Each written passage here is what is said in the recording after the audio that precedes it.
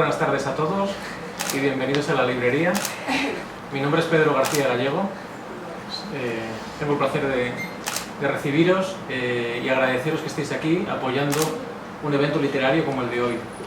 Estamos en la librería, que es un lugar donde por encima de todo tenemos libros, literatura, pero además también le hacemos un hueco a la música, le hacemos un hueco al cómic, al teatro, a la fotografía, a la pintura, a la música, porque hacemos conciertos y tratamos de tener un entorno agradable para que la gente se sienta a gusto en este lugar. Entre otros eventos organizamos presentaciones de libros, como la presentación que tenemos hoy, invitando a otras editoriales a participar y compartir con nosotros la llegada de nuevos libros como el que hoy tenemos aquí. El libro que lo tenemos, que va a presentar el editor de Niram Art, que es Fabián, al que yo le voy a dar la palabra para que después Rafael nos desgrane en qué consiste su obra. Muchas gracias. En la mira de Rafael Fernández de Lara Mateos, el autor que está con nosotros, pediría un fuerte aplauso para el protagonista.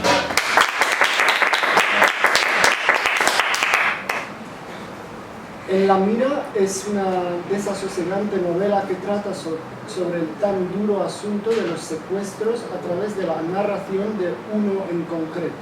Podríamos decir que en este libro se narran los antecedentes, motivaciones y el desenlace del secuestro de la joven hija de un adinerado empresario.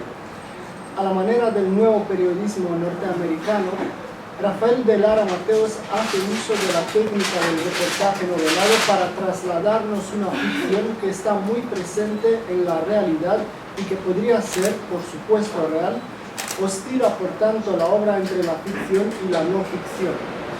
El autor construye narrativamente la atmósfera propiciatoria de lo que va a suceder a través de visiones retrospectivas que nos ponen en antecedentes de las motivaciones y circunstancias que mueven a unos y a otros.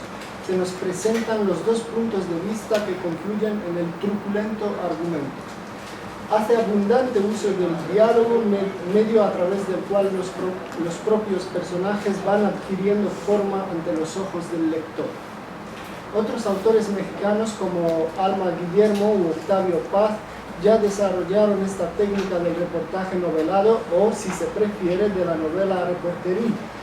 Se acerca al nuevo periodismo también de Lara Mateos en el uso de una tercera persona narrativa que deja traslucir claramente a la primera, esto es, el autor se manifiesta sin hacerlo directamente.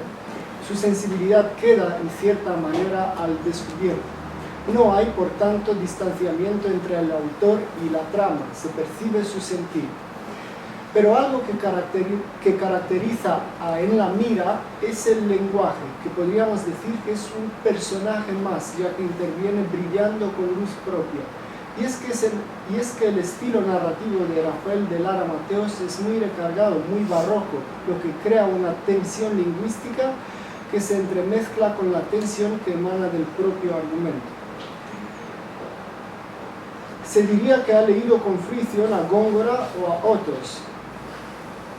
Dicho todo lo anterior, me gustaría comentar algunos aspectos con el autor, que ha tenido la deferencia de acompañarnos en esta tarde de los libros y para el que voy a invitarles a disfrutar a continuación. ¿Qué es lo que le ha llevado a escribir una novela sobre un asunto tan delicado como el secuestro? Bueno, para empezar, en el 2011, que es cuando surge esta travesía de querer enfocar mi novela en cuanto a un francotirador, el gusto por el querer sacar adelante un personaje de ese calibre, que es lo que yo tenía en mente para escribir esta novela y desarrollarla. Es decir, en México, que es de donde yo soy, ha vivido una oleada muy fuerte bélica en cuanto a crimen organizado y los secuestros y demás.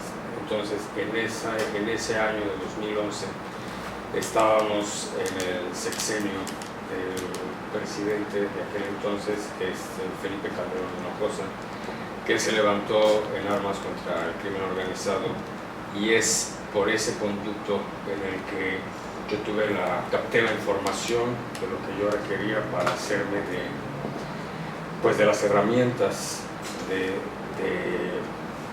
documentarme y demás en base a la tortura de lo que es un secuestro psicológica y física. Y ya de allí partí a tener mi propia historia, mi propio hilo, y desencadenarlo en lo que se volvió esta obra. Entonces surgió de eso. Por el momento más bien que se estaba viviendo en ese momento en México, muy específico. ¿Los secuestros son noticia común en los telediarios? Pues bueno, digamos que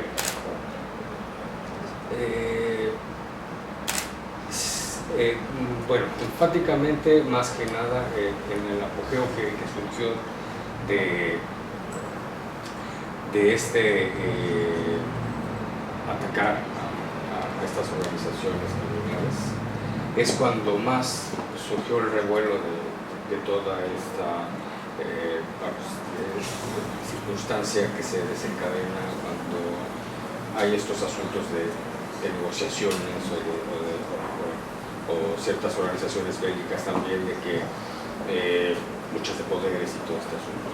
Ahora, no es recurrente, no es algo que como país ya tampoco me quiero meter camisas cebadas en hablar, no es un país totalmente pacífico y todo a nivel ciudadanía, a nivel país, ¿no? Son cosas muy de intereses concretos en los que de repente hay una oleada bélica, pero no es que se suscite el día a día, ni mucho menos. He comentado ciertas semejanzas con el nuevo periodismo norteamericano como Truman Capote o Tom Wolfe. ¿Escribió su novela bajo la influencia de la novela reportaje o quiso que saliera como un reportaje de denuncia a través de un estilo literario, la novela en este caso? Bueno, yo la verdad no tenía una idea fija de hacia dónde llevar el camino de la novela misma, sino el desarrollo mismo que por naturaleza se me fue dando es como me fue marcando la pauta de qué seguir, ¿sí? En cuanto a tipo reportaje, de documentar más o menos, sí. Porque ahí es donde yo... Entiendo que el trabajo de la documentación sí, ha sido arduo. Sí, sigo la línea, por decirlo, de lo que se ha suscitado mismo, bueno, en concreto con la situación crítica misma del país, que en aquel entonces, bueno, mismo estaba en su fuerte suceder, y bueno, y ya. Ahora, yo lo basé, como se sabe, en la cuestión de venganza, pero si bien es cierto, es por venganza y no es por extorsión, por ejemplo, porque ahí sí yo me quise salir de lo ya muy trillado, a mi parecer, de lo que viene siendo estas cuestiones de negociar un secuestro, ¿no? Entonces, por venganza, ¿por qué? Porque por venganza está desarmado totalmente la víctima, en este caso de Alfonso, que es el papá de la chica a la que secuestra, porque siendo adinerado, sumamente millonario, ¿cómo podría contrarrestar ese asunto para poder rescatar a su hija si no hay ningún dinero que le pidan a cambio? Entonces, ¿cómo llegarle ahí? Entonces ha jugado un poco también con la exigencia de justicia.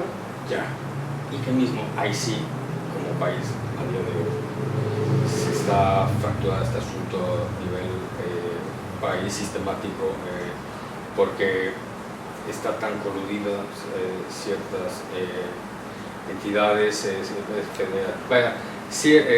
ciertos sistemas de corrupción hay, tanto de la parte de de la justicia, precisamente de la policía, coludida con cuestiones políticas o empresariales. Entonces, ¿a qué voy como punto ya en concreto de esto?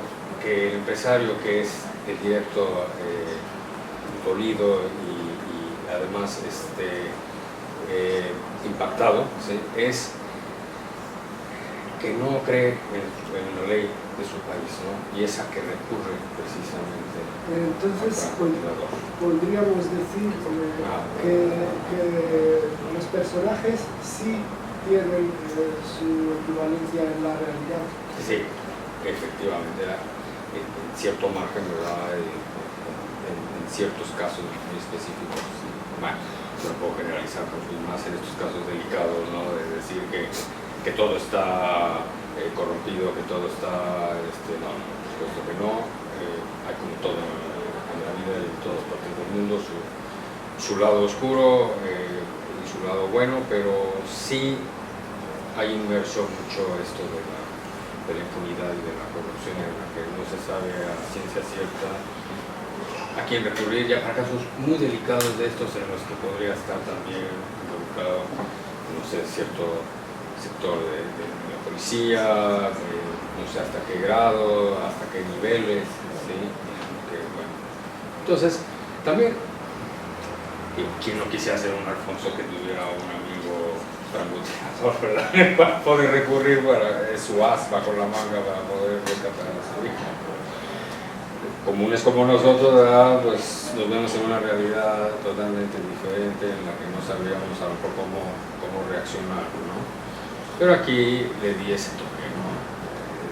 Ese asunto de hilar la historia de Alfonso con haberse ido en sus años mozos a Estados Unidos a estudiar una maestría de diseño textil y de ahí trabajar en una fábrica interesante que confeccionaba los uniformes al ejército, a los de infantería, y de ahí enlazarse un encuentro con la identificación del teniente coronel Stephen, que en este caso es el papá de Jonathan, y de ahí ya entre los tres haber una identificación, aunque de manera generacional pues hay un trecho, pero de todas maneras esa identificación, esa camaradería que luego se suscita, aunque no estemos en la misma edad, ¿no?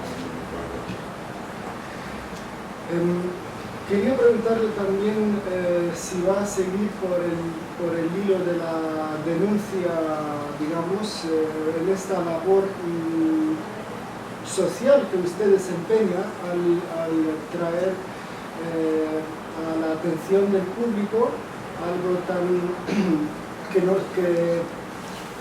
preocupa realmente a la sociedad mexicana, pero que también podría ser interesante para el lector español, y si va a seguir por este camino, ¿en qué se va a fijar a continuación con una secuela que podría haber? ¿Una secuela o futuros proyectos? Futuros proyectos, bueno, pues para empezar esto tiene mucha tela de donde cortar, porque aunque, bueno, yo lo preciso en México porque es el país que me consta, ¿no?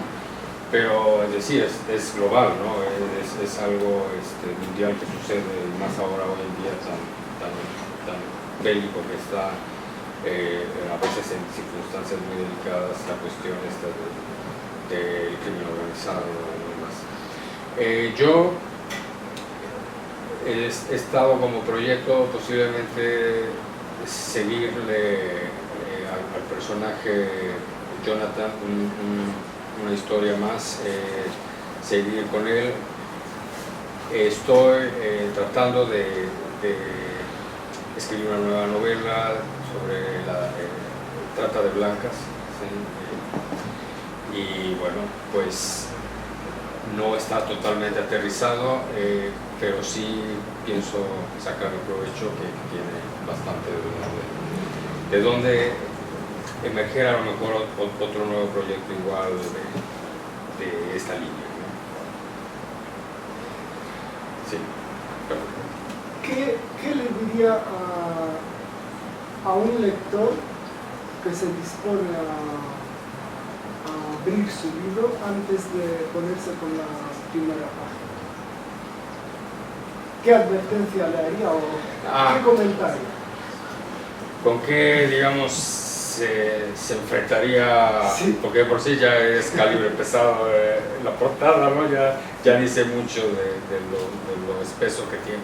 Bueno, pues definitivamente se va a encontrar con una frialdad de lo que es esta élite de la que se dedica a lo que es ser mercenario o agente secreto, esto, que va a encontrar el mundo de cómo paralelamente ellos combinan, bueno, en este caso mi personaje, de una vida pública a la vista de todos, que es la de ser un comerciante de armas, y la vida, lleva esa doble vida, y la vida oculta es la de mercenario. La crisis con la que ellos emocionalmente también viven, porque si bien dice el personaje de Jonathan que no es para todos esta vida de arrebatavidas, ¿sí? Pero también es algo que ya está adherido, es decir, que es con lo que se nace de esa rabia por querer deshacerse de toda esta gente que camina tan libremente por la vida creyéndose justa en cierta medida por sus actos, ¿no? Pero que no va precisamente recta en un bien común como sociedad. Si Rafael Fernández de Lara Mateos tuviera un poder especial, ¿qué cambiaría en el mundo? Pues carambas, qué pregunta, está profunda. Yo creo que la naturaleza humana se debe de retomar, y naturaleza hablo por la simplicidad que debe de ver. El humano se ha vuelto de muchas caretas, de muchos egos, de poner defensas, ¿sí? Para barreras, ¿sí? Las defensas, barreras para el trato, ¿no? Yo entiendo que va uno creciendo y va uno viviendo la realidad y no la utopía de vida en la que la cordialidad y la inocencia y todo, pues no se debiera de perder porque es nuestro principio de vida, ¿no? Es con lo que nacemos, pero sin embargo lo ocultamos pues, porque si no somos atacados o en fin, en la defensiva precisamente se halla mucha. Pero a últimas cada vez estoy más convencido que esas caretas o esa posición de una personalidad trabajada, estudiada, pues no nos lleva a nada porque nos aleja de una solución que pudiera encontrarse algo tan simple como externar el sentir, tan puro, tan limpio como lo que pasa. Y bueno, pues obviamente existir el amor, porque un trato es amor, es decir, hay muchas facetas de amor, ¿no? No nada más es el amor de pareja, ¿no? Sino que abrirse a lo que hay en concreto de la circunstancia que esté sucediendo y en el momento, y con esa simplicidad y naturalidad, francamente todo se desenvuelve de una manera tan precisamente natural que no debiera por qué haber conflictos como los que hay con tanto estar rebuscando de ahí una salida, otra cosa. Por ejemplo, al final de la novela yo hago ahí un énfasis de que sustituir las balas de verdad por las balas de amor, que más podrían solucionar. Porque exactamente, esta novela es una ametralladora de... Sí, exactamente, porque es verdad, es decir, aquí captó lo emocional de lo que es, por no haber sido atendido un jornalero de Alfonso, suscitó, porque todo es emocional, entonces suscitó el que se desencadenara precisamente ese odio, esa rabia que terminó en Uriel, en el chico de la familia de Alberto, y de ahí se convirtiera en el único propósito de su vida para misión. Entonces, ahí se enlaza a lo que precisamente estoy ahorita hablando, ¿no? Si uno se abre a las demandas que hay, fuera de intereses propios que yo tuviera para conseguir algo, o sea, no, o sea, es aportar lo que esté de mi parte de lo mejor posible, ¿no? Sí. Por ejemplo, hace poco, antes de venir, estuve viendo en la televisión un canal de estos de televisión de paga, de TCM, que pasa películas viejas, y estaba, tales días pasaban películas de la guerra. Y curiosamente, como el comercial que estaba anunciando estas películas de guerra de Estados Unidos, que hay bastantes, a los soldados en sus cañones, en sus armas, en sus ametralladoras y demás, salía una rosa, bueno, una flor, no sé si era rosa. En Portugal, la revolución de los claveles. En la revolución de los claveles era un clavel, exactamente. Bueno, podría a lo mejor no estar muy fácil o lo que sea, pero no, en realidad tiene mucho sentido eso. Es que es una reacción natural. Si estamos dos en una contienda, vamos a decir, ¿no? Y a nuestras armas les saliera un clavel, en verdad nos desarmaríamos.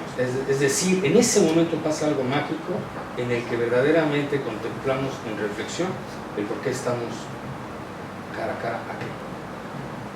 En verdad sí surgiría algo muy interesante de algo así si sucediera, ¿no?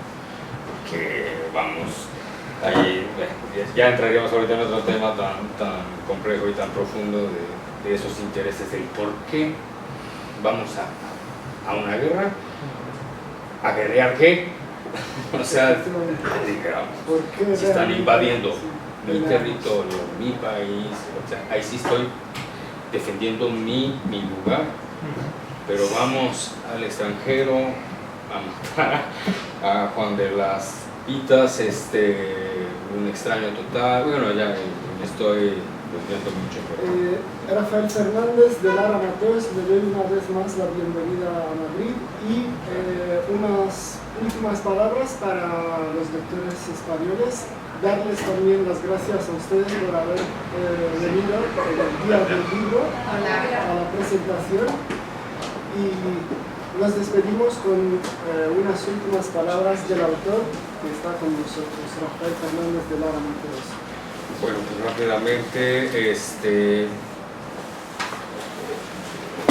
pues que los lectores españoles, mis amigos españoles, lo que pueden esperar de esta aventura es, sin duda y desde mi perspectiva, unas historias ciertamente desgarradoras, empezando con el ejemplo de la familia de Alberto y su tan cruel circunstancia, vista desde cualquier ángulo, que el infortunio vuelto huésped en la víctima de su hija es suficiente cáncer que inflige múltiples desgracias a todo lo largo de este daño que perdura. Mientras que por el lado de la familia del empresario Alfonso, que se compone únicamente por el padre y la hija, es un claro ejemplo de una infalible venganza, como pocas que existen, con este rotundo éxito logrado por el perpetrador, porque un ojo por ojo te recuerda que para el pilar de la vida, siendo su causa y efecto, no hay olvidos, y que por tal circunstancia se vuelve de un delicado todo lo que dependa de nuestros pasos en nuestro diario vivir. Y que aunque no todo como actos que desenvolvamos en el día a día se van a convertir en desgracia, aún y no habiendo obrado con cautela, también es cierto que hay algunas voluntades que no necesariamente nos tratarán con encanto, y si por el contrario esto se convertirá en el reflejo perverso del cual nos sea arrebatado a nuestros máximos amores, y así sean ellos quienes paguen las consecuencias.